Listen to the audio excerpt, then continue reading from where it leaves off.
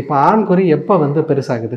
உணர்ச்சிகள் அதிகமாகும்போது என்ன ஆகுது அப்படின்னாக்க, அங்கே சின்ன சின்ன வால்வ்ஸ் இருக்கும்.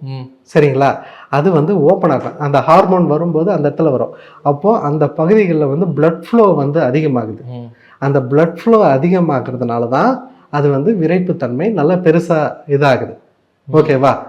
எந்த அளவு வந்து நமக்கு அந்த ஃப்ளோ வந்து அது இன்க்ரீஸ் ஆகுதோ, அந்த அளவு நமக்கு அந்த இடத்துல வந்து கொஞ்சம் சைஸ் வந்து நமக்கு நல்லா பெருசாக வந்து ஓப்பன் ஆகுது.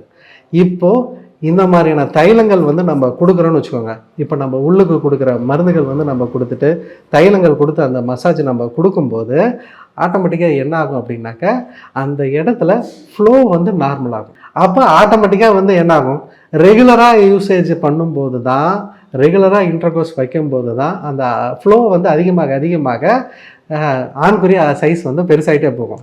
நீங்கள் நீண்ட நாட்கள் வந்து நீங்கள் உடல் உறவு வைக்கலன்னு வச்சுக்கோங்க, இருக்கிற சைஸ் வந்து கொஞ்சம் கொஞ்சமாக சுருங்கிட்டு தான் போகும். அது நேச்சுரல் தான்.